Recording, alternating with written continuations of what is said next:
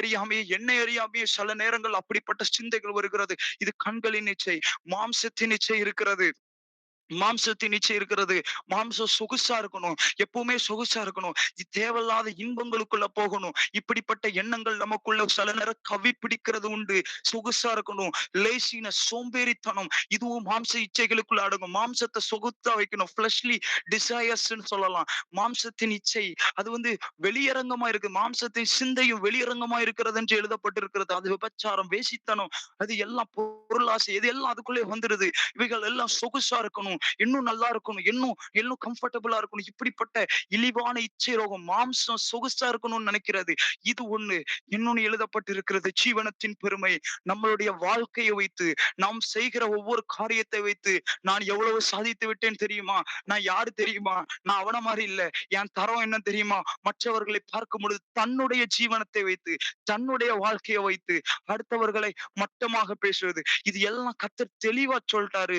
இது தேவனாலே உண்டானதல்ல, உலகத்தினாலே உண்டானது. ஆனா பாருங்க, இது எல்லா மனிதர்களுக்குள்ளயும் இருக்குது. காரணம் என்ன தெரியுமா? காரணம் என்ன தெரியுமா?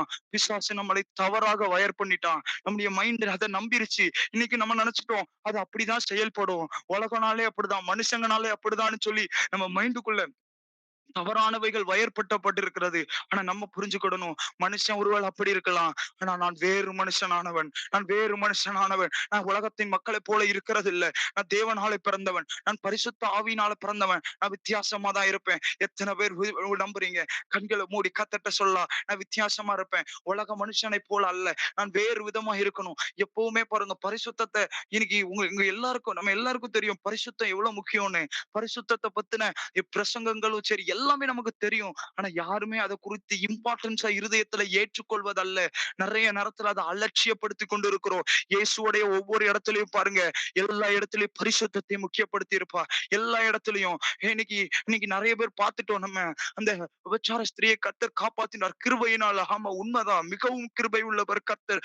எவ்வளவு கொடூரமான பாவத்தையும் மன்னிக்கிறதற்கு அவர் வல்லமை உள்ளவர் தான். ஆனா அதே சமயத்துல அவர் சொன்னார், இனி பாவம் செய்யாதே, இனி பாவம் செய்யாதே. கர்த்தர் உங்க வாழ்க்கையிலும் என் வாழ்க்கையிலையும் நம்மள பாவத்திலிருந்து ரட்சிப்பதற்கு மாத்திரமல்ல, மீண்டும் பாவத்துக்குள் பிரவேசியாமல் பரிசுத்தமாய் வாழுவதற்கு கர்த்தர் சித்தமுள்ளவராய் இருக்கிறார். காப்பாற்ற வல்லமை உள்ளவராய் இருக்கிறார். வேதத்தில் எழுதப்பட்டிருக்குது, அவருடைய வருகையில அவருக்கு முன்பாக குற்றமற்றவர்களாக நம்முடைய ஆவி, ஆத்மா, தேகத்தை அவர் காத்துக்கொள்ள வல்லமை உள்ளவராய் இருக்கிறார் என்று எழுதப்பட்டிருக்குது. அவரிடத்துல ஒப்புவிக்கப்பட்டதை அவர் வலுவாதபடி அந்நாள் வரைக்கும் காத்துக்கொள்ள வல்லமை உள்ளவராய் இருக்கிறார். அவர் உண்மை உள்ளவராய் இருக்கிறார். அவர் சொல்லி இருக்கிறார், அழைத்தவர்களை நான் பரிசுத்தமாக்கியும் இருக்கிறேன். அர்த்தம் என்னன்னா, அவருக்கு டைம் எடுக்கும். கர்த்தர்ட்ட என்ன பரிசுத்தமாக்குறதுக்கு, நான் என்ன விட்டு குடுக்குறதுக்கு, அவர் என்ன பரிசுத்தமாக்குவாருன்னு நம்புறதுக்கு டைம் எடுக்கும். அதனால விட்டுறக்கூடாது. அவர் சமூகத்துல போய் கடக்கணும். எவ்வளவு நாள் குறைவுள்ளவனா இருக்கலாம், விழுந்துறலாம், போராடலாம், ஒவ்வொரு காரியத்திலும் தடுமாறலாம். ஆனா தேவ சமூகத்துல விழுந்துற நேரத்துல விழுந்துறணும். எழுப்பிருங்க ஆண்டவரே, தூக்கிருங்க ஆண்டவரே, தூக்கிருங்க ஆண்டவரே. எனக்கு ஒரு தடவ ஆவியானவர் எனக்கு ஒரு சத்தியத்தை கற்றுக் கொடுத்தார். நான் வேகமா சொல்றேன். நான் பிரசங்கத்துக்குள்ள போக விரும்புறேன். ஆவியானவர் எனக்கு ஒரு சத்தியத்தை கற்றுக் கொடுத்தார். ஆண்டவர் என்னோட சொன்னாரு, நான் கர்த்தர்ட்ட நெறைய நாள் கேட்கிறது உண்டு. இன்னும் பரிசுத்தம் தாங்கப்பா, இன்னும் பரிசுத்தம் தாங்கப்பான்னு கேட்கும் பொழுது, ஆவியானவர் ஒரு காரியத்தை கற்றுக் கொடுத்தார். ஆண்டவர் சொன்னாரு, ஆண்டவர் ஒரு காரியத்தை என்னோட சொன்னார். நீ சுத்திகரிக்கப்பட்டா, தேசம் சுத்திகரிக்கப்பட்ட மாரி இருக்கும். அதனால நீ இன்னும் போராடு பரிசுத்தத்துக்கு. இன்னும் பரிசுத்தத்துக்கு போராடு. கர்த்தர் என்னோட பேசினார். நீ சுத்திகரிக்கப்பட்டால், நெறைய ஜனங்கள் சுத்திகரிக்கப்பட்டதற்கு சமம். அதனால நீ உன்னை சுத்திகரிக்கிறதுக்கு இன்னும் போராடு. ஆண்டவரே, எவ்வளவு நாள் இப்படி பரிசுத்தத்துக்கு போராட, இன்னும் தூய்மையாகணும். நெறைய இடத்துல என்னுடைய குறைகள்லாம் தெரியுது. இதெல்லாம் நான் மாறணுமே, இன்னும் பரிசுத்தமாகணுமேன்னு கேட்கும் பொழுது, ஆவியானவர் என்னோட தெளிவாக பேசினார். நீ பரிசுத்தமானால் பல ஜனங்கள், பல லட்சக்கணக்கான ஜனங்கள் பரிசுத்தமாவதற்கு சமம்னு சொன்னார். எப்படி சொல்றேன்னு சொன்னீங்கன்னா, வேதத்தில் எழுதப்பட்டிருக்குது, சுத்திகரிக்கப்பட்டவன் எந்த நற்கிரியைகளையும் செய்கிறதற்கு ஆயத்தமாக்கப்பட்டவனாக இருக்கிறான். வசனத்தில் எழுதப்பட்டிருக்குது, நீங்க சுத்திகரிக்கப்பட்டீங்கன்னா எந்த நற்கிரியைகள், அதான் கர்த்தர் சொன்னார், நீ பரிசுத்தமாயிட்டனா ஒரு கூட்ட ஜனங்களை பரிசுத்தமாக்கிடலாம். நீ எழும்புனா, அதான் எலும்பு எலும்பு சீயோனே உன் வல்லமையை தரித்துக்கொள், தூசியை உதறிவிட்டு எழும்பு. எழுதப்பட்டிருக்குது, நீ எழும்பு, நீ எழும்பு போதும், நீ எழும்புனா போதும். தேசத்துல என் நாமம் தூசிக்கப்படாது. தேசத்துல உள்ள ஜனங்கள் வீணாக அவங்க கொண்டு போகப்பட மாட்டார்கள். அது உன் கையில தான் இருக்குது. சத்துருவால கொண்டு போகிற ஜனத்தை விடுதலையாக்குறது நம்ம கையில தான் இருக்குது. ஆவியானவர் என்னோட பேசினார். சொன்னால், நீ போராடு, நீ போராடு, விட்டுறாத, சோர்ந்து தளர்ந்து விழுந்துராத. உன்னை தூக்கி நிறுத்த விரும்புகிறேன். உன்னை இன்னும் பலப்படுத்த விரும்புகிறேன். உன்னை வல்லமையாய் நிறுத்த. ஓ ரபா கடாஷ் மண்டலியாந்தரா, உன்னை சுத்திகரிக்க, உன்னை சுத்திகரிக்க. ஓ லபா சப்தல அவர் சொல்றார், உன்னை பரிசுத்தமாக்குகிற கர்த்தர் நானே, உன்னை பரிசுத்தமாக்குகிற கர்த்தர் நானே. ஓ ரபோ லஹாத்துஸ் மேண்டியாலா உஸ்மான் தோரா ஹாத்திஸ் அல்லாயன்டோ. அவர் சொல்ற, நான் தான் உன்னை பரிசுத்தமாக்க போறேன். அவர் சமூகத்துல விழுந்து கிடக்கணும். ஆல்ட்ரான்டோ லேபருண்டசி அந்தல செகேனி அந்தர. நான் வந்து நினைச்சேன், நான் நிறைய டைம் நீங்க நம்ம பைபிள நம்ம நிறைய நேரத்துல நினைச்சுக்கிறோம். நம்ம படத்துல பாக்குற மாதிரியே பைபிளையும் நிறைய டைம் பாத்துறோம். ஆனா நீங்க கொஞ்சம் எப்படி எப்படி நான் படத்துல பாக்குற மாதிரி நான் எப்படி சொல்றேன்னா, திடீர்னு ஒருத்தன் எழும்புவான், எல்லாத்தையும் அடிச்சு போட்டுருவான், ஜெயிச்சிருவான், அவன் பெரிய ஹீரோ, அவனுக்குள்ள எல்லாமே குட் கேரக்டர்ஸா இருக்கிற மாதிரி நிறைய ஸ்டோரிஸ் நம்ம பார்த்திருக்கோம். ஆனா நீங்க கொஞ்சம் நீங்க பாருங்க, வேதத்துக்குள்ள பாருங்க. இன்னைக்கு எல்லா தேவ மனுஷர்களும் பைபிள்ல எழும்பின எல்லா பரிசுத்தவான்களுடைய வாழ்க்கையை நீங்க பாத்தீங்கன்னா, கதறல் இருந்திருக்குது. நீங்க தாவீதுடைய சங்கீத புஸ்தகங்கள் எல்லாருடைய ஜெப காரியங்கள் எழுதப்படவில்லை. ரொம்ப சுருக்கம் தான் எழுதப்பட்டிருக்குது. ஆனா பவுல் தன்னுடைய ஜெபத்தை சொல்லியிருக்கிறார். நிர்பந்தமான மனுஷனால் யார் என்ன இந்த பாவ சரீரத்திலிருந்து விடுதலையாக்க கூடும்? அவர் கதறி இருக்காரு. அப்போ அவர்களும் கதற வேண்டியது இருந்துச்சு. அவங்களும் போராட வேண்டியது இருந்துச்சு. நான் செய்யணும்னு நினைக்கிறேன், செய்ய முடியல. இது பவுலுடைய வாழ்க்கை. இன்னும் நீங்க பாருங்க, தாவீதுடைய கதறல பாருங்க. அவர் பல இடத்துல, ஒரு இடத்துல இல்ல. அவருக்கு ஒரு இடம், இன்னொரு இடத்துல தெரியும். ஆத்துமா மண்ணோடு ஒட்டி கொண்டு இருக்கிறது. என் ஆத்துமா மண்ணோடன்னு அர்த்தம் என்ன? இந்த உலகத்து மேலேயே என் ஆத்துமா வந்து ஃபோக்கஸா இருக்குது. என்னை எப்படியாவது பரலோகத்தை பார்க்க பண்ணுங்களேன். உங்கள பார்க்க பண்ணுங்களேன். அவனுடைய கதறல். இன்னொரு இடத்துல சொல்றார், ஈசோப்பினால என்ன சுத்திகரியும், நான் சுத்தமாவேன். என்ன சுத்திகரிங்க. என்னால முடியல. எனக்கு பரிசுத்தம் வேணும். ஒரு இடத்துல இல்ல. நீங்க அந்த சங்கீதக்காரனுடைய எல்லா புஸ்தகத்தையும் வாசிங்க. எனக்கு வேதத்துல ஒரு தடவை எனக்கு ரொம்ப பிடிக்கும் இப்படி வாசிக்கிறது. தாவீதுடைய சங்கீதங்கள் எல்லாம் வேதத்துல எழுதப்பட்டிருக்குது. தாவீது என் இருதயத்துக்கு ஏற்றவன்னு கர்த்தர் சொன்னதுனால நான் தாவீதை வாசிக்க ஆரம்பிச்சேன். பைபிள்ல எங்கெங்கெல்லாம் தாவீது எழுதின சங்கீத புஸ்தகத்துக்குள்ள போவேன். அவரை குறிச்சு வாசிப்பேன். இவர் எப்படிலாம் ஜெபிச்சிருக்காரு, எப்படிலாம் பார்த்தா பல இடத்துல சொல்லியிருப்பாரு. என்ன பரிசுத்தப்படுத்திருங்க ஆண்டவரே, என் வழி வந்து தப்பா போயிடக்கூடாது. ரொம்ப ஞானமா யோசிக்கிற மாதிரி அவர் ஜெபிச்சிருப்பாரு. என் வழி தப்பா போயிடக்கூடாது, எல்லாத்துலயும் நீங்க தான் பாத்துக்கிடணும். என் சிந்தைய பாத்துக்கோங்க, யோசனைய பாத்துக்கோங்க, நடக்கைய பாத்துக்கோங்க. அது ஒரு அது மாதிரி ஒரு இடத்துல எப்படி இருக்கும்? ஆஹ் ஹம் கேட்டுக்கு போற வழி எனக்குள்ள இருந்துச்சுன்னா அதை நீக்கிருங்கப்பா. அப்பா செம்மையான பாதையில என்ன நடத்துங்க. உங்க நல்லாவி என்ன செம்மையான வழியில் நடத்துவாராக. இப்படி ஒவ்வொரு இடத்துலயும் பார்த்தனா அவனுடைய கதறல், இன்னும் பரிசுத்தமாக்கிருங்க, இன்னும் பரிசுத்தமா நடத்திருங்க. எனக்கு ஒண்ணு புரிஞ்சுக்கிட்டேன், பரிசுத்தமா இருக்கிறவன் அந்த ஜெபத்தை ஜெபிச்சிருக்க மாட்டான். ஒரு காரியத்தை தெளிவா தெரிஞ்சுக்கிடணும். பரிசுத்தமா இருக்கிறவன் அந்த ஜெபத்தை ஜெபித்திருக்க மாட்டான். எதுலயோ தனக்குள் குறைவு இருக்கிறதுன்னு ஒருத்தன் உணர்றான்ல, இதயத்துக்கு ஏற்றவன். நொறுங்குண்ட இருதயம். தாவீதுடைய சீக்ரெட் என்ன தெரியுமா? நொறுங்குண்ட இருதயம், நறுங்குண்ட இருதயம் உள்ளவன நீங்க புறக்கணியே. அவன் குறைவுள்ளவனா இருக்கலாம். அவன் நொறுங்கி போய் அவன் இருதயம் இருக்குது. அவனை நீர் புறக்கணிக்க முடியாது. என் இருதயம் பரிசுத்தத்தை யோசிக்கும் பொழுது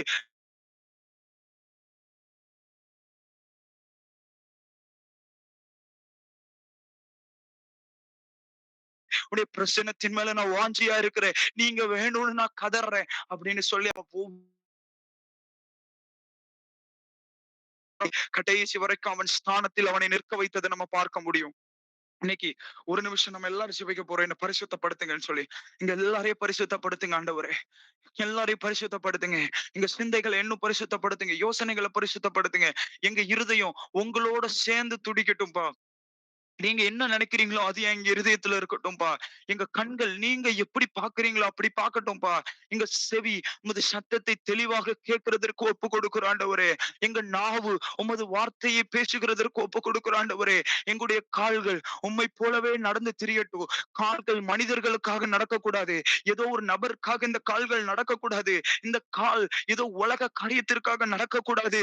ஏதோ இச்சைக்காக நடக்கக்கூடாது. இந்த கால்கள் பரிசுத்தத்திற்காக நடக்கணும். ஒவ்வொரு மூவும் கர்த்தருக்காக கால் நடக்கணும். என் கால்கள் நடக்கிற நடைகள் எல்லாம் இயேசுவுக்காக நடக்கட்டும். என் கண்கள் இயேசுவுக்காக பார்க்கட்டும். எங்க நாவு இயேசுவுக்காக பேசட்டும். என் காதுகள் இயேசுவுக்காக கேட்கட்டும். எங்க கைகளை ஒப்பு கொடுக்கிறோம். இது உமக்காக உழைக்கட்டும்பா. உங்களை கொண்டு உம்முடைய நாமத்தை மகிமைப்படுத்தும்படி இந்த கைகளை கொண்டு அற்புதங்களை செய்யுங்கப்பா. எங்களை ஒப்பு கொடுக்கிறோம். எங்க ஆவி, எங்க ஆத்துமா, தேகம் எல்லாம் உம்முடையதுப்பா. எங்களுடைய சரீரம் தேவனுடைய ஆலயமா இருக்கிறதுப்பா. எங்களுடைய ஆவி தேவனிடத்தில் வந்ததா இருக்கிறது. ஆண்டவரே, எங்களுடைய ஆத்துமாவை நீர் கொடுத்தீரப்பா. இதை நீங்க பரிசுத்தமாக்க வல்லமை உள்ளவராயிருக்கிறீர். இது உம்முடைய மனவாட்டியா இருக்கிறபடினால் நீர் அதை காத்துக்கொள்ள வல்லமை உள்ளவராயிருக்கிறீர். உமது மனவாட்டியை காத்துக்கொள்வதற்கு உமக்கு வல்லமை உண்டு என்று நாங்கள் விசுவாசிக்கிறோம்ப்பா.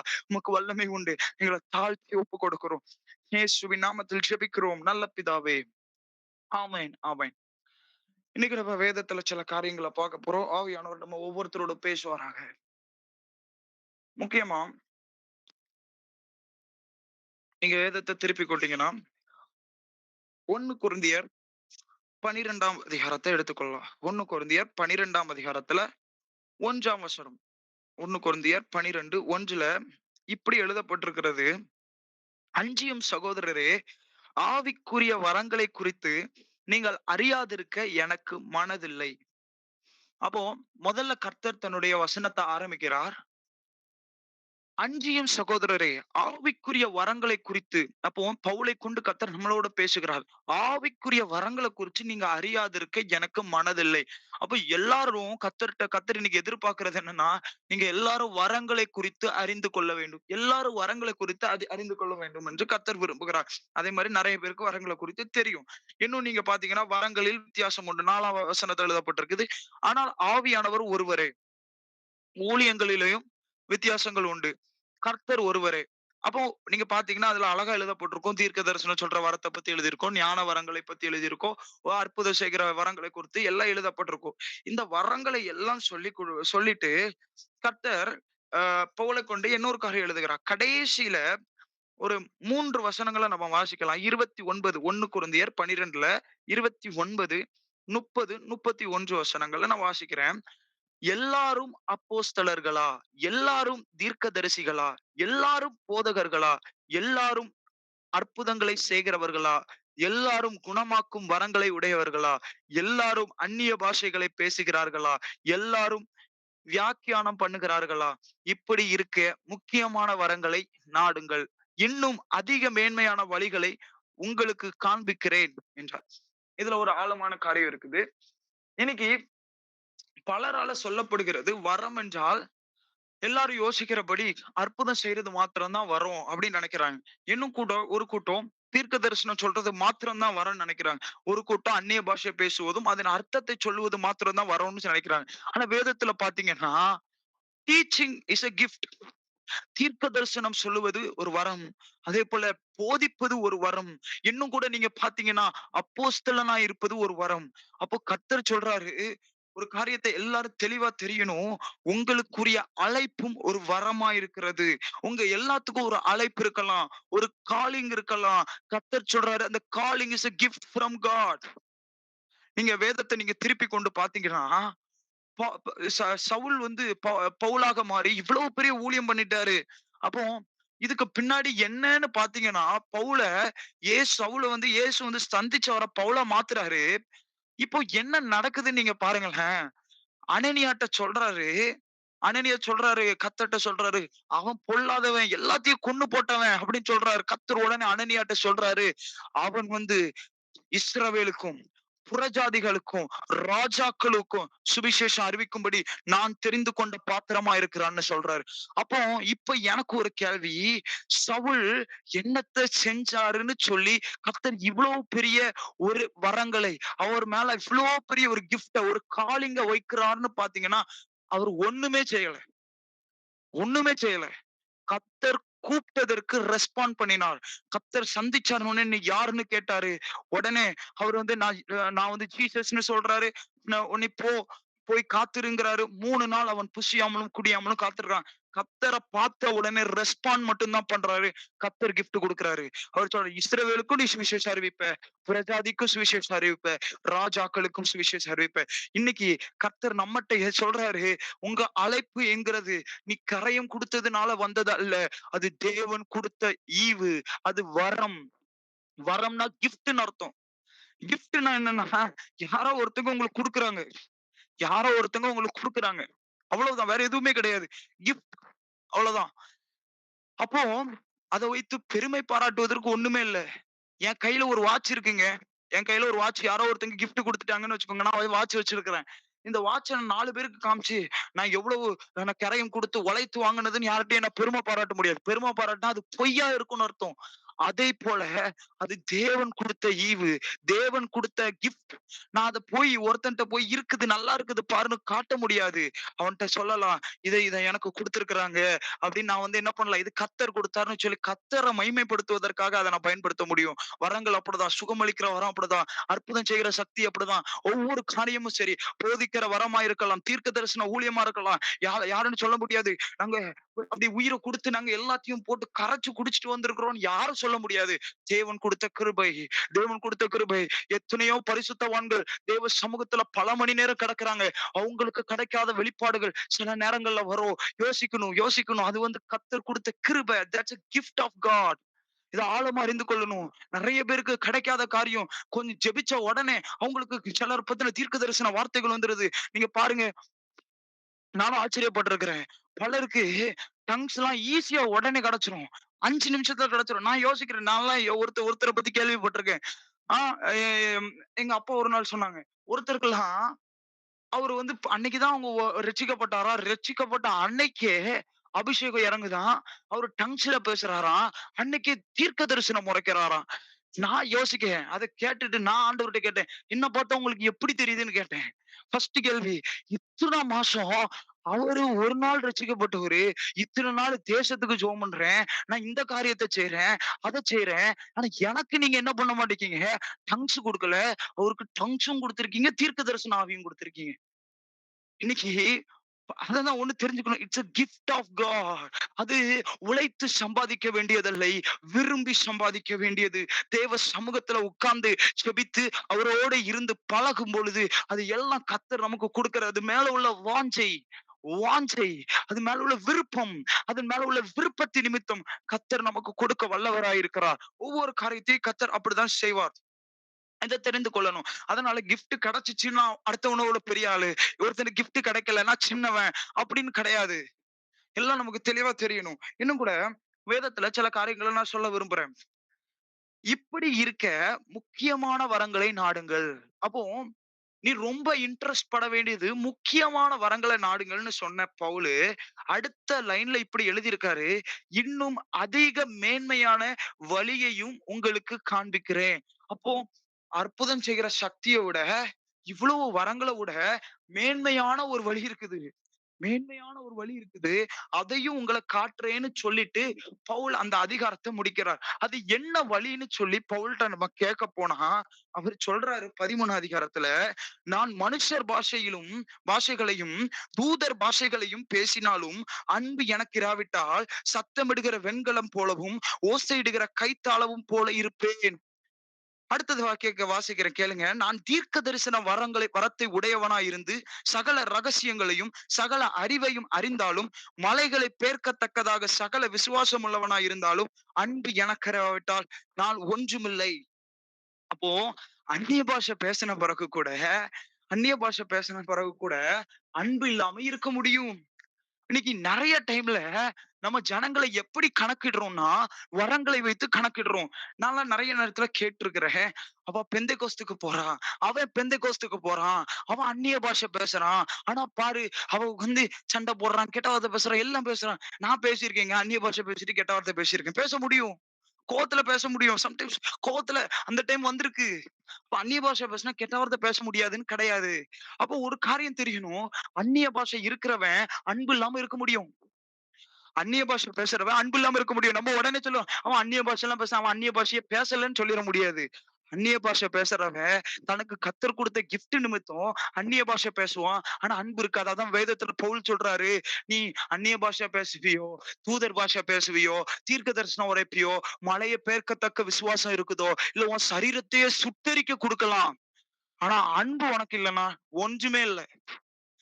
You need love of God." ஆண்டவருடைய அந்த அன்பு தேவை. இதுதான். அன்னைக்கு நெறைய இடத்துல மிஸ் ஆகுறது இதுதான். எதையோ மக்கள் நெறைய ஃபோக்கஸ் பண்ணவங்க, தேவனிடத்துல அன்பு கூர்றதையும், மனுஷர்களிடத்துல அன்பு கூர்றதையும் விட்டுட்டாங்க. இது ஒரு ஆழமான சத்தியம். இன்னும் கூட நீங்க பார்த்தீங்கன்னா எழுதப்பட்டிருக்குது. அன்பு, நீடிய சாந்தமும், தயவும் உள்ளது. அந்த பகுதிய நீங்க வாசிச்சு பார்த்துக்கோங்க. அது உங்களுக்கு பிரயோஜனமா இருக்கும். ஆனா, இந்த பகுதியில 14ஆம் அதிகாரத்துல 13 முழுசும் 13ல கடைசி வசனத்த நான் வாசிக்கிறேன். இப்பொழுது விசுவாசம், நம்பிக்கை, அன்பு இம்மூன்றில் இம்மூன்றும் நிலைத்திருக்கிறது. இவைகளில் அன்பே பெரியது.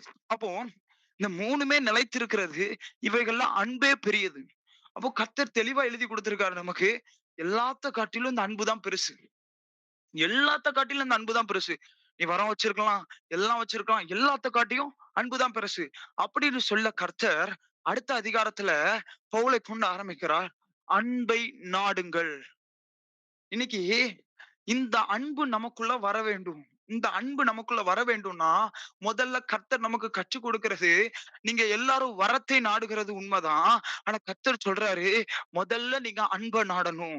வரத்தை காட்டிலும் நீங்க முக்கியமா நாட வேண்டிய ஒன்று இருக்குது. எல்லாரும் வரங்களை விரும்பணும். ஆனா அதை விட அதிகமாக ஒண்ணை விரும்பணும். அது என்ன தெரியுமா? அன்பு. இன்னைக்கு எல்லாருக்கும் தேவைதான். இன்னைக்கு பாருங்க ஒவ்வொருத்தரும் நான் அப்படி இருக்கணும், நான் அத சாதிக்கணும், இத சாதிக்கணும்னு கேட்கிறோம். ஆனா கர்த்தர்ட்ட போய் நான் உங்களை இன்னும் நேசிக்கணும் ஆண்டவரே. இயேசுவே உம்மை போல மாறணும் ஆண்டவரே. இன்னும் நான் ஜனங்களை நேசிக்கணும். எல்லாரையும் நேசிக்கணும்ப்பா. உங்களுக்கு ஒண்ணு தெரியுமா? அன்பு திரளான அன்பு பாவங்களை அன்பு திரளான பாவங்களை மூடும்னு வசனத்துல எழுதப்பட்டிருக்குது.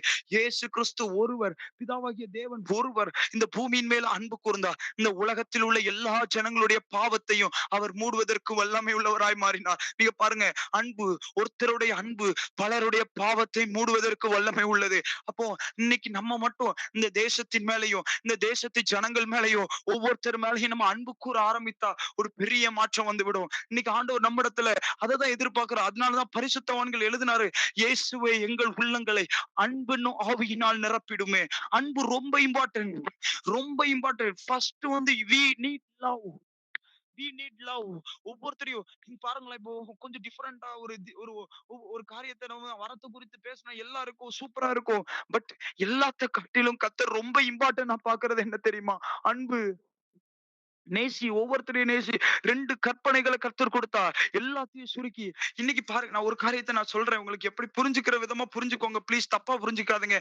இப்ப பாருங்க, ஒரு ஒரு இடத்திலும் தேவ மனுஷர்கள் பேசுறாங்க. என்ன தெரியுமா ஃபோக்கஸ் பண்ணி பேசுவாங்க? காதுல கடுக்கான் போடாத. நீ கடுக்கான் போட்டா, நீ அது மேல் ப்ராஸ்டிடியூஷன் உனக்கு தெரியுமான்னு ஒருத்தவங்க பேசுறாங்க. அப்ப இன்னொரு கூட்டம் சொல்றாங்க, இப்படிப்பட்ட ஆடைகளை உடுக்காதீர்கள். இப்படி பேசுறாங்க. இன்னொரு கூட்டம் பார்த்தீங்கன்னா, பச்சை குத்தாதன்னு பேசுறதுக்கு ஆள் இருக்குது. இன்னொரு கூட்டம் சொல்றாங்க, சர்ச்சுக்குள்ள செப்பல் போடாதன்னு சொல்றாங்க. இப்படிப்பட்ட சரீர ரீதியான பல சடங்குகளை இன்னைக்கு பிரசங்கிக்கிறவர்கள் முக்கியமான ஒரு காரியத்தை இன்னைக்கு நம்ம ஓல்டு டெஸ்டமெண்ட்ஸ்குள்ள இல்ல. நான் எல்லாம் திரும்பி சொல்றேன். இவைகள் எல்லாம் செய்யுங்கன்னு நான் ஒரு இடத்துலயும் பிரசங்கிக்கல, பிரசங்கிக்கிறவனும் அல்ல. ஆனா ஒரு காரியத்த உங்க எல்லாருக்கும் புரியணும். இன்னைக்கு கர்த்தருடைய கதறல் என்ன தெரியுமா? இன்னைக்கு அன்னைக்கு பாருங்க, பரிசேயர்கள்ட்ட கர்த்தர் சொன்னாரு, இப்ப நியாயப்பிரமாணத்துல இவைகள் தான் இருக்குதா? சுத்திகரிப்பு சடங்கு மாத்திரம் தான் இருக்குதா? நியாயப்பிரமாணத்துல சபாத்த கைக்கொள்ளணும், ஓய்வு நாட்கள கைக்கொள்ளணும் மாத்திரம் தான் இருக்குதா? இதை தாண்டி எதுவுமே இல்லையா? நீதி கர்த்தருடைய நியாயத்த மறந்துட்டீங்க. விசுவாசத்த மறந்துட்டீங்க. இரக்கத்த மறந்துட்டீங்க. இதெல்லாம் ப்ரிஷியஸ் திங்ஸ். இன்னைக்கு அதே மாரிதான். நெறைய காரியங்கள் நமக்கு இருந்தாலும் சரி, கர்த்தர் இன்னைக்கு சொல்ற வேதத்தில் எழுதப்பட்டிருக்குது. கிறிஸ்துவுடைய பிரமாணத்தை உற்று பாருங்கள். அது சுயாதீன பிரமாணம். அதை உற்று பாருங்கள் இருக்கு. அந்த பிரமாணம் என்ன தெரியுமா? லவ். அந்த பிரமாணத்துடைய நோக்கம் என்ன தெரியுமா? வேதத்துல எழுதப்பட்டிருக்கு. தனக்குரியவைகளை அல்ல, பிறனுக்குரியவைகளையே நோக்குவானாக. இது கிறிஸ்துவின் பிரமாணம் இதுதான். இதுதான் கிறிஸ்துவின் பிரமாணம். இந்த கிறிஸ்துவின் பிரமாணத்துக்குள்ள வந்தனா, அதான் பவுல் சொல்றாரு, இந்த பிரமாணத்துக்குள்ள வந்துட்டனா, குடிக்கிறது தப்பு இல்லாம இருந்தாலும் நீ குடிக்காம இருப்ப. குடிக்காம இருப்ப. அது எழுதியிருக்கு. ஒருத்தனுக்கு இடறல் உண்டாக்குமானா, நீ அத செய்யாம இருக்கிறது நல்லது. ஒவ்வொரு இடத்திலயும் உன்னை பரிசுத்தமாக்கும். பாரு, அதுக்கு அர்த்தம் என்ன தெரியுமா? அடுத்தவன் இடறல் நீ இடறலுக்காம இடறல் இல்லாதவனா நீ நில்லு. ஒவ்வொரு இடத்திலயும் கர்த்தர் அப்படி ஒரு பிறனுக்குரியவைகளை நோக்குவானாக. இன்னொரு இடத்துல எழுதப்பட்டிருக்குது. ஒருவருடைய பாரத்தை ஒருவர் சுமந்து, ஒருவருடைய பாரத்தை ஒருவர் சுமங்க. இப்படியே கிறிஸ்துவின் பிரமாணத்தை நிறைவேற்றுங்கள். அப்ப கிறிஸ்துவுடைய பிரமாணம் என்பது ஒண்ணு இயேசுவை நேசிப்பது, அடுத்தது ஜனங்களை நேசிப்பது, அவர்களுக்காக வாழ்வது, மனுஷங்களுக்காக வாழ்வது, மனுஷனை எப்படியாவது அவனிடத்துல நேசிக்கணும், அவனுக்கு இந்த ரட்சிப்பை கொடுக்கணும், எப்படியாவது என்ன பரலோகத்துக்கு கூட்டு போணும். அதனாலதான் சமாரியனை பார்க்கும் பொழுது கர்த்தர் சொன்னார், இவன் தான் அப்படிங்கிறாரு. ஆயக்காரனை பார்க்கும்போது சொல்றாரு, இவன் தான் சொல்றாரு நீதிமானாக்கப்பட்டான்னு. அப்போ எல்லாத்துக்கும் கர்த்தர் பார்க்கிற காரியத்தை நீங்க தெளிவா தெரிந்து கொண்டு கிறிஸ்துவின் பிரமாணம் எந்த எந்த பிரமாணமும் இன்னைக்கு முக்கியத்துவம் படுத்தப்பட்டுகிறது. இந்த கிறிஸ்துவின் பிரமாணத்தை இன்னைக்கு பாருங்க, ட்ரெஸ்ஸிங் சென்ஸ் சரி பண்றதுக்கு இன்னைக்கு நிறைய டைம் போதிக்கிறாங்க. அப்படி இருக்கணும், இப்படி இருக்கணும். எல்லாருக்கும் எரிச்சல் வருது.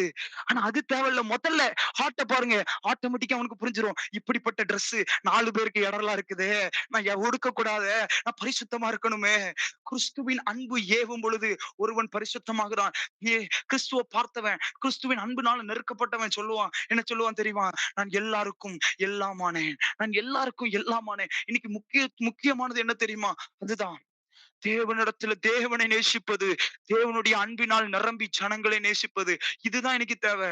தேசத்து ஜனங்கள பார்க்கும் பொழுது இவன் அருவருப்பா இருக்கிறானே. இன்னைக்கு ஒரு கூட்டம் எப்படி தெரியுமா ஜட்ஜ் பண்றோம்? அவன் லிப்ஸ்டிக் போட்டிருக்கிறான், அவன் கண்மை போட்டிருக்கிறான். இத வச்சு ஈஸியா ஒருத்தனை சொல்லிடுறோம். இது அவன் அருவருப்பானவன், அசிங்கமானவன். இங்க பாரு, அந்த பொண்ணு ஷால் போடல. இப்படியே எல்லாருடைய மைண்டும் ஆயிடுச்சு. இன்னைக்கு கர்த்தர் நம்மளோட தெளிவா பேசுறாரு. You need, everybody need to look at the law of Christ. இயேசுவுடைய பிரமாணத்தை நோக்கி பாருங்கள். இயேசுவுடைய பிரமாணம் குற்றம் சாட்டுவதல்ல. இயேசுவுடைய பிரமாணம் நேசிப்பது. நேசிப்பது. அது எல்லாம் மாறிரும். இப்ப இயேசுவுடைய அன்பு எனக்குள்ள வந்துட்டுனா அடுத்த நாள் தெரியும். எது இந்த காரியம் மனுஷங்கள எடற பண்ணுது. நான் மாத்துறேன். ஆட்டோமேட்டிக்கா வெளிய உள்ள சேஞ்ச் ஆகும். அதான் கர்த்தர் சொன்னாரு. வெளிய படைச்ச ஆண்டவர் உள்புறத்த உண்டாக்கவில்லையா? வெளியவே பார்த்துட்டு இருக்கியே, உள்புறத்த மாத்த ட்ரை பண்ணுப்பா. உள்புறத்த மாத்துப்பா. நீ உள்புறத்த மாத்து. உள்ள பரிசுத்தமாக, எண்ணும் தூய்மையாக, வெளிய ஆட்டோமேட்டிக்கா சுத்தமாயிரும். வெளிய ஆட்டோமேட்டிக்கா சுத்தமாயிரும். இன்னைக்கு இது உண்மையில இது வந்து பார்க்கும்பொழுது நீங்க யோசிப்பீங்க. ரொம்ப லிபரலா இருக்க பாவம் செய்றதுக்கா? இல்ல, ஒண்ணு தெரியணும். எத நோக்கத்த விட்டுட்டோம் பாருங்க. இன்னைக்கு வர பாருங்க. ஒவ்வொரு சபையும் பாரம்பரியமா இருக்கிறதுக்கு காரணம் என்ன தெரியுமா? அவங்க மறந்து போன 2. 1, கிறிஸ்துவினிடத்தில் அன்பு கூர மறந்தார்கள். சுத்தி உள்ளவர்களிட்ட அன்பு கூர மறந்தாங்க. அவங்க இன்னைக்கு வர பரிசுத்தம்னு சொல்லி விபச்சாரம் செய்யக்கூடாதுன்னு சொல்லி அவங்க தீர்மானம் கொண்டு இருக்கிறவர்கள் உண்டு. பரிசுத்தம்னு சொல்லி செப்பல ஆலயத்துக்குள்ள போடக்கூடாதுன்னு சொல்லி நிற்கிறவர்கள் உண்டு. ஒவ்வொரு காரியத்தையும் பரிசுத்தம்னு சொல்லி தினமும் வேதம் தியானிக்கணும். தினமும் 5 நிமிஷம் 10 நிமிஷமாவது ஜெபிக்கணும். இப்படிப்பட்ட ஒழுங்கும் கிரமக்குள்ள இருக்கிற ஜனங்கள் ஏராளம் உண்டு. ஆனா அவர்கள் யாரும் பரலோகத்துக்கு போவதில்லை. ஏன்னா வேதத்தில் எழுதப்பட்டிருக்கு, தன்னுடைய பக்தியினால ஒருவனும் போக முடியாது. அவன் கிறிஸ்துவுக்குள்ள, கிறிஸ்துவின் பிரமாணத்துக்குள்ள அவன் வந்தே தீர வேண்டும். இதுதான் முக்கியம். எது முக்கியம் இன்னைக்கு? எது முக்கியம்? வேதத்துல நோக்கி பாருங்க. வேதத்துக்குள்ள உற்று கவனிங்க. எது முக்கியம்? முதல்ல திஸ். அதுக்கப்புறம் அது ஆட்டோமேட்டிக்கா மாறிரும். அது வெளிய உள்ளது. வெளிய புறத்துக்கே முக்கியத்துவம் குடுக்காதப்பா. இயேசு சொன்னது அதுதானே சொல்லிக் குடுத்தாரு. வெளிப்புறத்தையே பார்க்காத. வெளிப்புறத்தையே மிஸ்டேக்ன்னு சொல்லாத. உள்புறத்த காட்டிக் குடு ஜனங்களுக்கு. இயேசு சொல்லுவார், உன் கண்கள் உனக்கு இடறல் உண்டாக்கினா அத புடுங்கி போடு. உன் உள்ள சரியில்ல உன் இருதயம். உன் இருதயம் சரியில்ல. அத பாரு. இருதயத்திலிருந்து தான் விபச்சாரம், வேசித்தனம் எல்லாம் வருது. நீ அத லுக் பண்ணு. அத பாரு. உன்னை பரிசுத்தமாக்கு. என்னிடத்துல அன்பு கூரு. முழு இருதயத்தோட என்னிடத்துல அன்பு கூரு. முழு பலத்தோட அன்பு கூரு. எல்லாம் ஆட்டோமேட்டிக்கா சேஞ்ச் ஆயிருமே. இது கர்த்தருடைய பாரம். இன்னைக்கு நெறைய பேரு, நான் திரும்பவும் சொல்றேன். எந்த எந்த பிரமாணத்தையோ முடிஞ்சு போன பிரமாணத்த எல்லாம் பார்த்துட்டு, கர்த்தர் நமக்கு உண்டு பண்ணின புதிய பிரமாணத்த பார்க்க பழகுங்க. அன்பென்னும் பிரமாணம். அது கர்த்தர் உருவாக்கி கொடுத்தது. இயேசு சிலுவையிலிருந்து நியாய பிரமாணத்தினால நீதி உண்டாகாதுன்னு அறிந்தவர் தன்னை தாமே சிலுவையில ஒப்புக் கொடுத்து இப்ப சொல்றார், என்னுடைய வழிகளில் நடங்க. நான் எப்படி நேசித்தேனோ நேசிங்க. இன்னைக்கு நம்ம அத தெளிவா தெரிந்து கொள்ளணும். அதனால கர்த்தர் முதல்ல பவுலை கொண்டு எழுதுகிறார். அன்பை நாடுங்கள். அப்போ இன்னொரு கூட்டம் இந்த அன்பை நாடுகள்னோனே அன்புலயே நின்னுடுறாங்க. அடுத்த ஸ்டெப் இருக்குது. ஞான வரங்களை நாடுங்கள். கர்த்தர் சொல்றாரு, நீ முதல்ல இந்த அன்புல நிரப்பப்படணும். எல்லாரையும் நேசிக்கணும். உன் இருதயம் அப்படி மாறணும். எல்லாத்தையும் நேசிக்கணும். எல்லா கைண்ட் ஆஃப் பீப்பிளையும் நேசிக்க பழகணும். பாவிகளையும் நேசிக்க பழகணும். எல்லா ஜனங்களையும் நேசிக்க பழகணும். நேசித்து நீ பழக ஆரம்பி. அடுத்ததாக கர்த்தர் சொல்றார், அன்பு. அன்பு முதல்ல சொல்லிட்டு அடுத்து சொல்றார், ஞான வரங்கள். நெக்ஸ்ட் நீ வரத்த பாரு. வரத்துக்குள்ள போக பாரு. இந்த ஜனங்கள் மத்தியில இந்த ஜனங்களை நீ நேசிக்கிறல்ல, இப்போ உனக்குள்ள ஒரு ஆசை வரும். இந்த ஜனங்களுக்கு எப்படியாவது என்னை காட்ட வேண்டுமே, கிறிஸ்துவை காட்ட வேண்டுமேங்கிற ஒரு வாஞ்ச உங்க இருதயத்துக்குள்ள உண்டாகும். அது அப்படியே இருந்து விடக்கூடாது.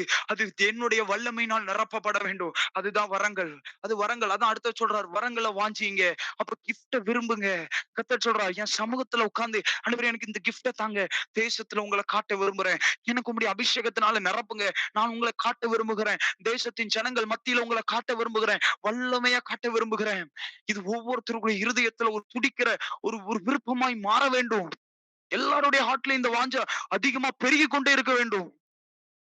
ஆண்டவரே, எனக்கு அந்த வரங்கள தாங்கப்பா. அற்புத அடையாளங்கள் செய்கிற சக்திய குடுங்க. ஜனங்கள் மத்தியில நீர் கர்த்தர் என்பத நான் காண்பிக்கணும். ஆண்டவரே, தீர்க்க தரிசன வரங்களை குடுங்க. இந்த ஜனங்கள நான் உங்கள மீட்டுக் கொள்ளணும், வாஞ்சிக்கணும். என் கைய பாருங்கப்பா.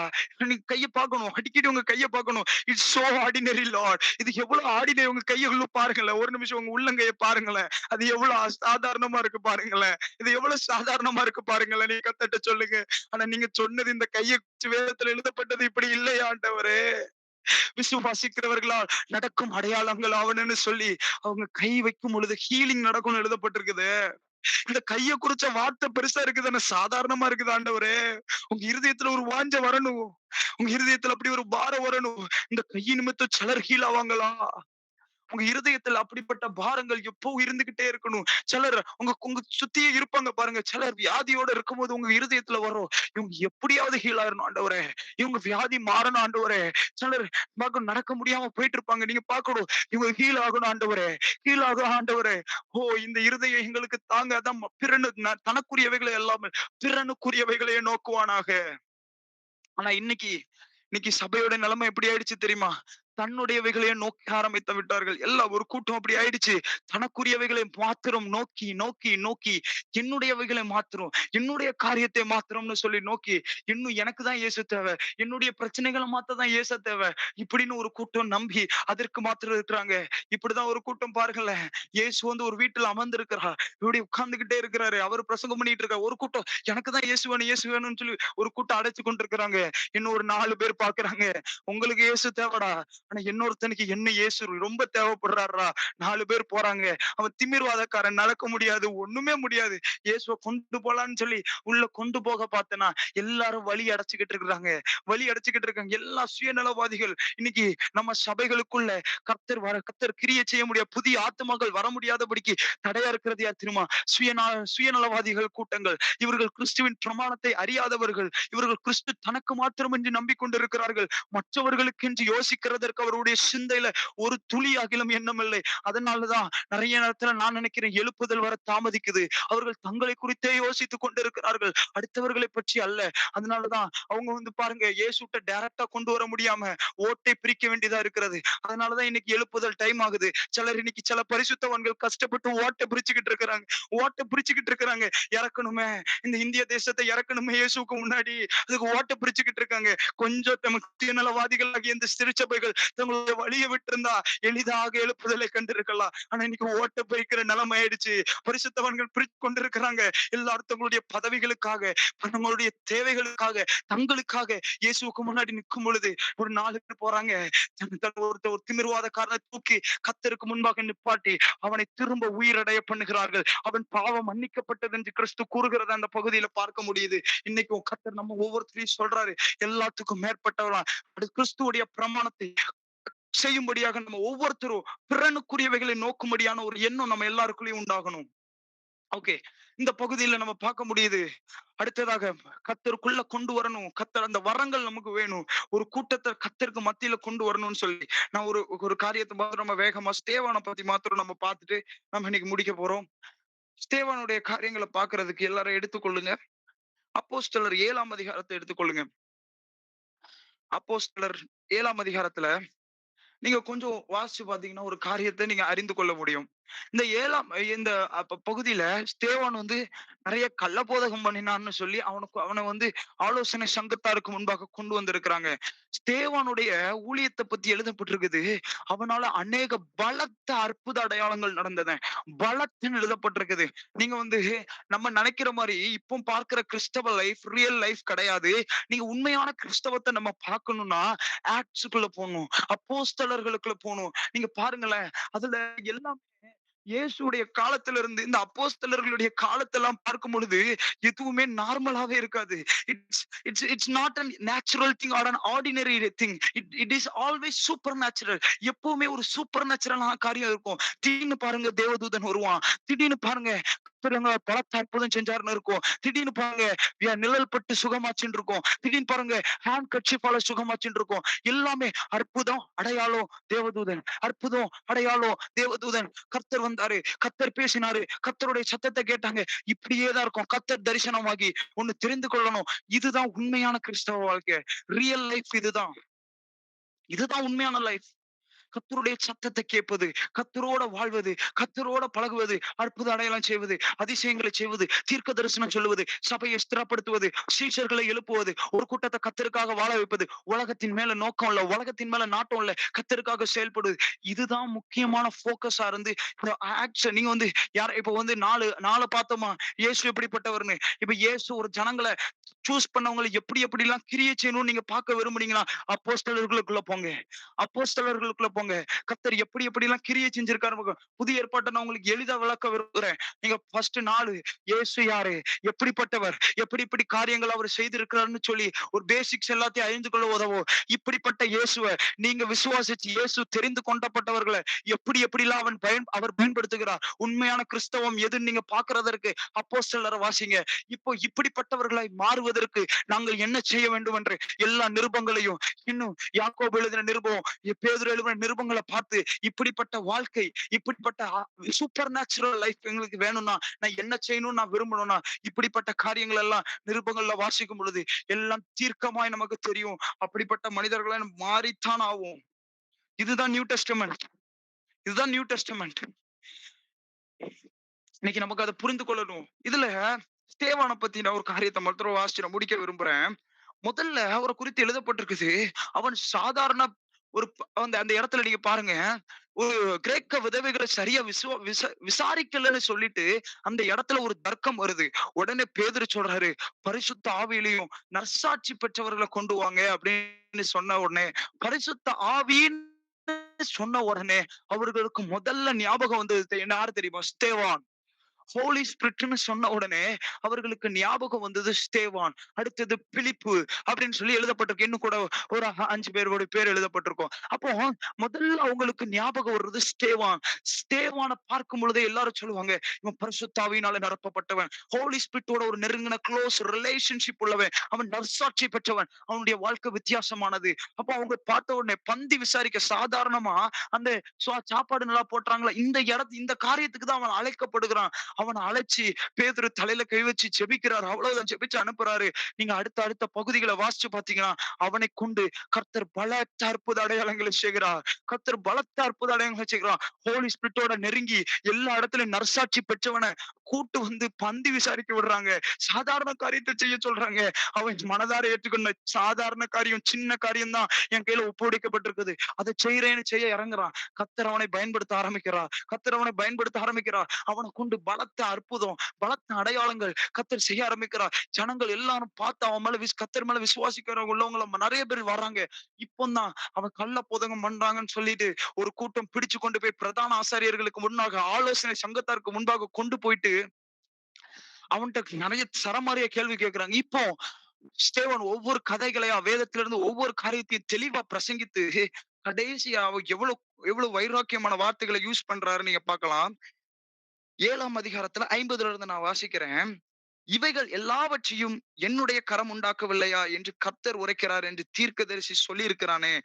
வணங்கா கழுத்துள்ளவர்களே, இருதயத்திலும் செவியிலும் விருத்த சேதனம் பெறாதவர்களே, உங்கள் பிதாக்களைப் போல நீங்களும் பரிசுத்த ஆவிக்கு எப்பொழுதும் எதிர்த்து நிற்கிறீர்கள். தீர்க்கதரிசிகளில் யாரை உங்கள் பிதாக்கள் துன்பப்படுத்தாமல் இருந்தார்கள்?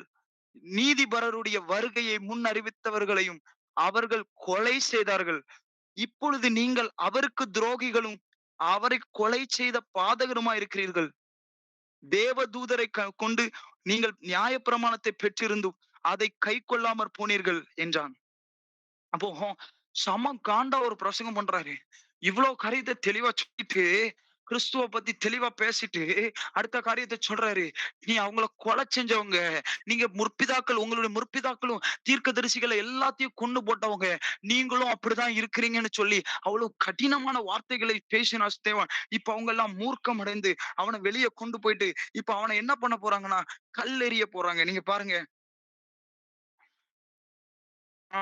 இப்படி எழுதப்பட்டிருக்குது. 57வது வசனங்கள நீங்க வாசிச்சு பார்த்தீங்கன்னா, அவர் பேசுறாரு. அவர் சொல்றாரு, நான் மனுஷன் 56ல சொல்றாரு, நான் மனுஷகுமாரனையும் மனுஷகுமாரன் தேவனுடைய வலது பாரிசத்தில் நிற்கிறதை காண்கிறேன்னு சொல்றாரு. இயேசு பிதாவுடைய வலது பாரிசத்துல இருக்கிறத பார்க்கிறேன்னு சொல்றாரு. அப்பொழுது அவர்கள் உரத்த சத்தமாய் கூக்குரலிட்டு தங்கள் காதுகளை அடைத்துக் கொண்டு ஒருமனப்பட்ட அர்த்தம் என்ன தெரியுமா? இவர் பேசுறத நான் கேட்கவே கூடாதுன்னு சொல்லி அடைக்கிறாங்க. ஏன்னா, அவர் பேசுறது அவனுக்குள்ள கிரிய செஞ்சுருமோன்னு ஒரு பயம். காத அடைச்சுட்டு, கூக்குரலிட்டு, நான் கத்துனா அவனுக்கு சத்தம் கேட்காது. அதனால கத்தி என்ன பண்றாங்கன்னா, ஒருமனப்பட்டு அவன் மேல பாய்ந்து, அவனை நரகத்துக்கு புறம்பே தள்ளி, அவனை கல்லெறிந்தார்கள்.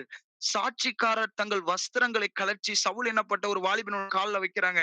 அடுத்ததுல வாசிக்கிறேன். அப்பொழுது கர்த்தராகிய இயேசுவே, என் ஆவியை ஏற்றுக்கொள்ளும் என்று ஸ்தேவான் தொழுது கொள்ளுகையில் அவனை கல்லெறிந்தார்கள். அப்ப அவன கல்லெறியறாங்க. அவனோ முழங்கால் படியிட்டு, ஆண்டவரே இவர்கள் மேல் இந்த பாவத்தை சுமத்தாதிரும் என்று மிகுந்த சத்தமிட்டு சொன்னான். இப்படி சொல்லி நித்திரையடைந்தான். பாருங்க, பலத்த அற்புத அடையாளங்கள் செய்த ஸ்தேவான். அவனுடைய ஞானத்துல நிரம்பி இருந்தான்னு எழுதப்பட்டிருக்குது. விசுவாசத்துல அவன் நிரம்பி இருந்தான்னு எழுதப்பட்டிருக்குது அவன குறித்து.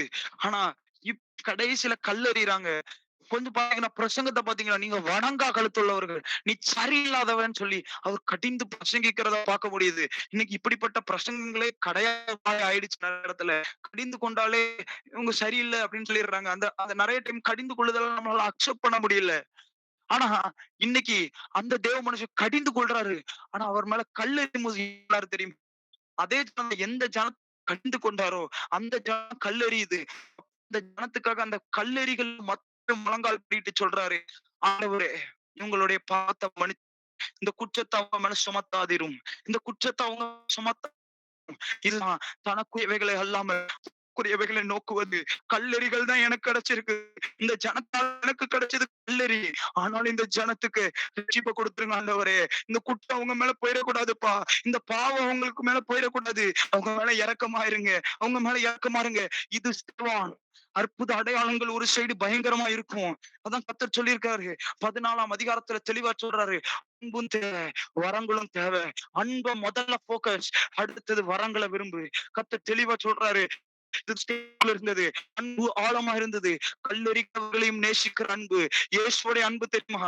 தன்னை கொலை செய்கிறவர்களை பார்த்து சொல்றாரு, தாங்கள் செய்வது எதென்று அறியாதிருக்கிறார்கள். கொலை செய்யறது அவனுக்கு தெரியாமயே ஆண்டவரே கொல்லப் போறாங்க.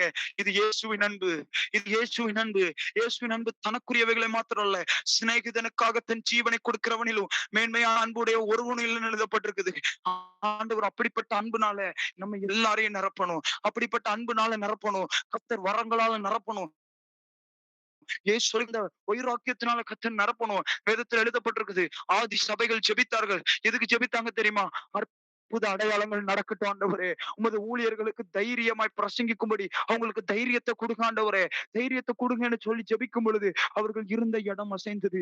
இப்படிதான். அதான் நீங்க பாருங்களேன். பைபிளுடைய காரியத்துல நீங்க அப்போஸ்தலர்கள வாசிக்கும்போது உங்களுக்கு ஒரு ஏக்கம் வரும். ஆண்டவரே, we are living an ordinary life Lord. ஆண்டவரே, இந்த ஆர்டினரி லைஃப் வேண்டாம் ஆண்டவரே.